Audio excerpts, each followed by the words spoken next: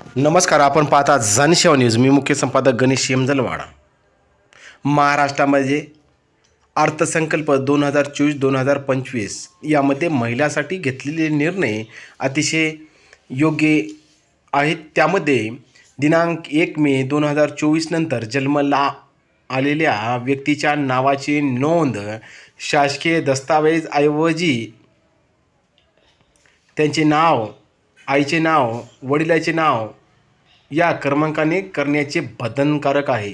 त्यानंतर पीक ई रिक्षा 17 शहरातल्या 10,000 महिलांना रिक्षा खरेदीसाठी अर्थसहाय्य 80 कोटी रुपयाचा निधी देण्याचं या अर्थसंकल्पामध्ये मंजूर करण्यात आलेलं आहे.